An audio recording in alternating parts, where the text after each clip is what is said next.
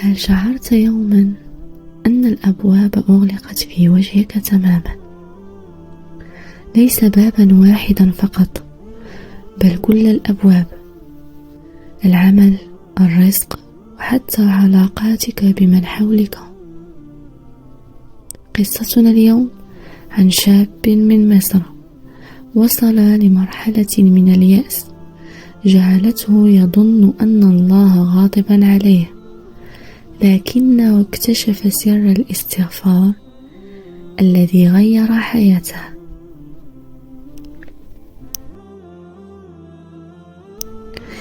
في أثر الذكر نروي لكم قصصا حقيقية لقلوب تعبت فوجدت في الاستغفار حياة، ولأرواح ضاقت ففتح الله لها أبوابا لم تكن في الحسبان. فلعل فيديو اليوم هو رسالتك، ولعلها أول خطواتك للتغيير، فاستمع بقلبك واستغفر بلسانك.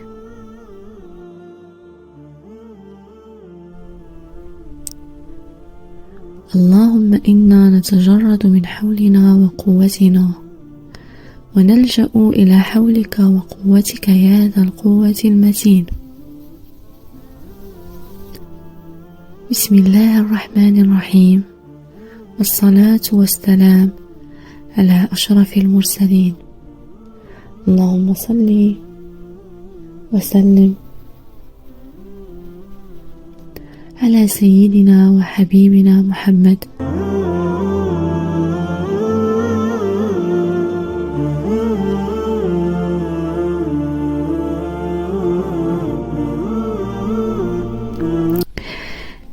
يروي صاحب القصة ويقول: أنا شاب من مصر أبلغ من العمر 25 عاما.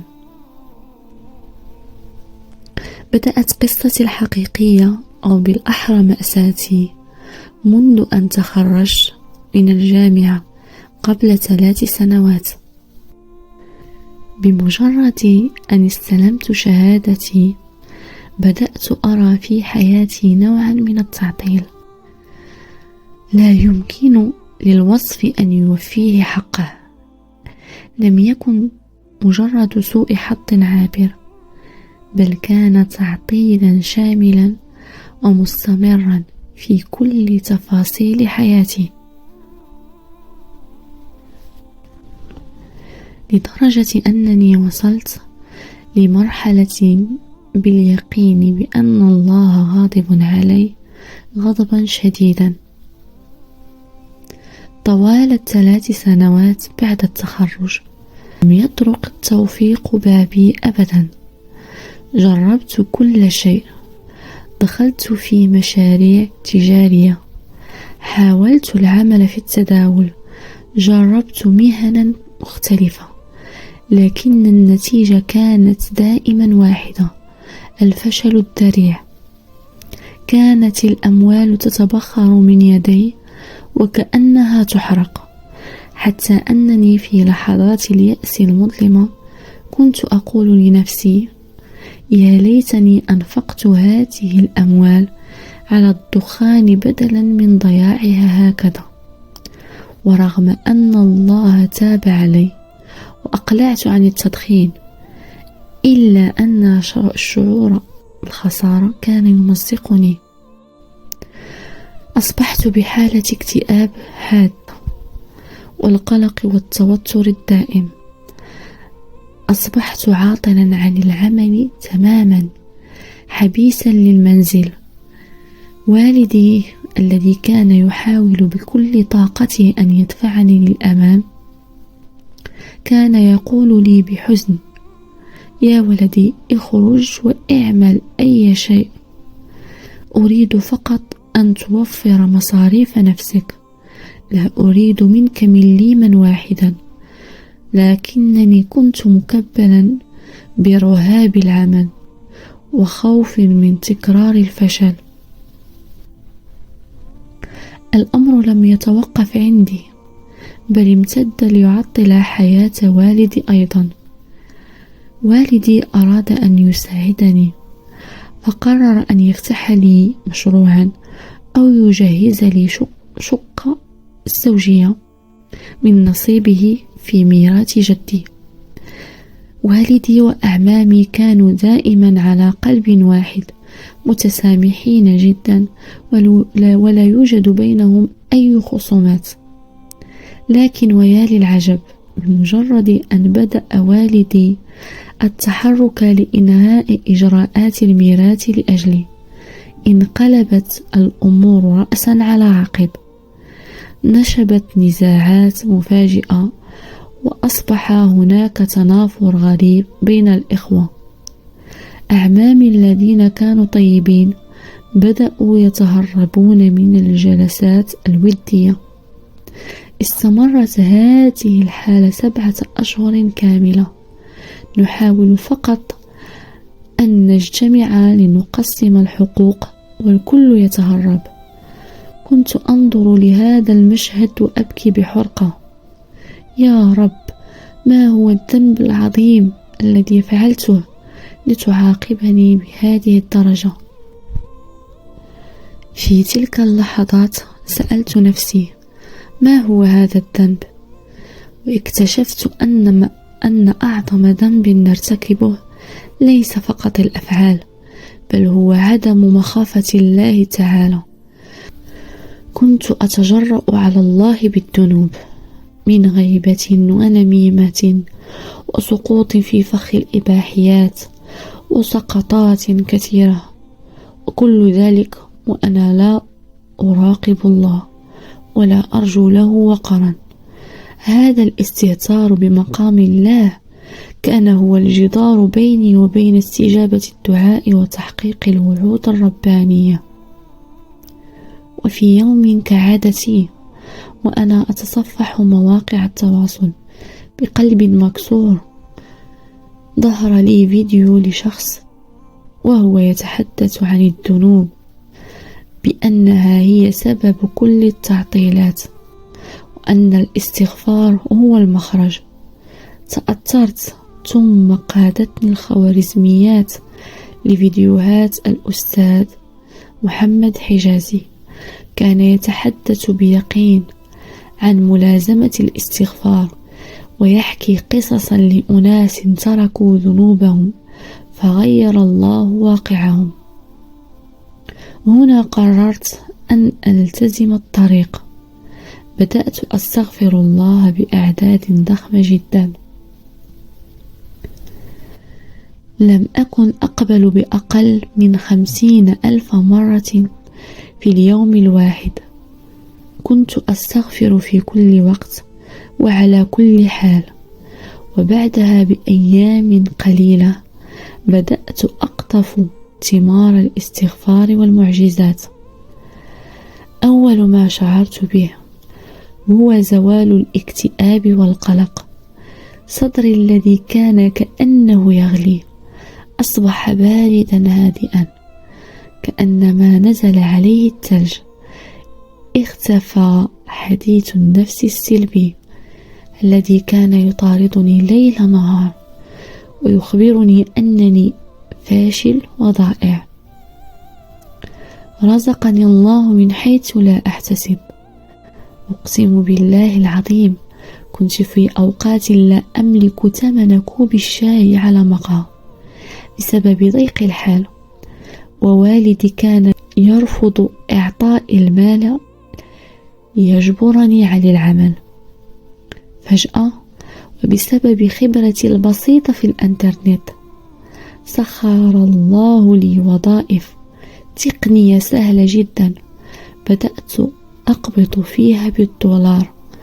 أصبحت أجني مالا وأنا في منزلي، يكفي لملبسي ومشربي ورفاهيتي بل ويفيض. انحلت عقدة 7 أشهر.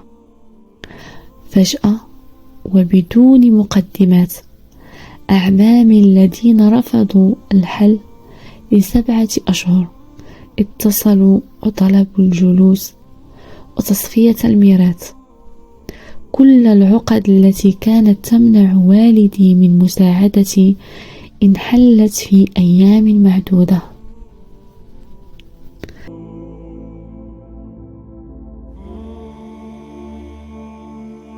تغيرت علاقتي بالقرآن، وهذا من أعجب ما حدث لي.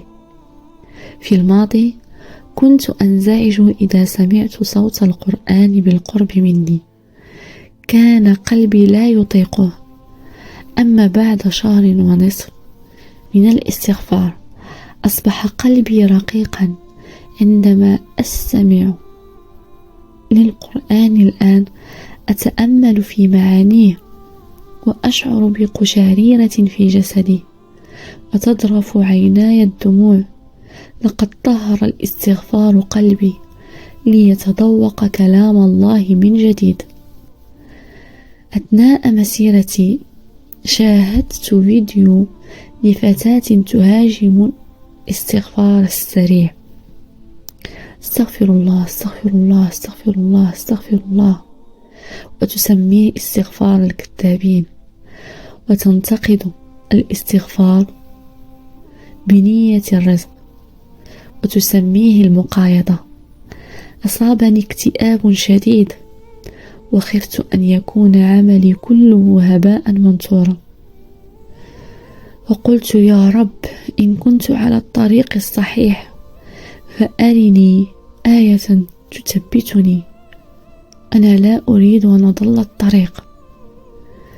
وفي اليوم التالي، وكان يوم الجمعة، ذهبت للمسجد، ويا لعظمة الله تعالى، تحدث الإمام في خطبة الجمعة بالتفصيل الممل عن الاستغفار والإقلاع عن الذنوب. عرفت أنها رسالتي الخاصة من الله. بعد ذلك الموقف لم أتوقف، بل قررت أن أحسن أدبي مع الله. بدأت أنوع في الصيغة، فأقول مرة أستغفر ربي وأتوب إليه، ومرة أستغفر الله الذي لا إله إلا هو الحي القيوم وأتوب إليه. فهمت أنني لا أقايض الله، بل أطلب منه المغفرة ليرحمني، لأنه إذا رحمني الله سخر للأرض ومن عليها. الآن أعيش في جنة الله على الأرض. والدي الآن هو من يلح علي ليجهز شقتي ويفتح لي مشروعي الخاص، وعروض العمل بالخارج تتوالى علي. الاستغفار ليس مجرد عدد، بل هو رحلة الهروب من الذنب إلى رحمة الله، ومن ضيق النفس إلى سعة الرزق والسكينة.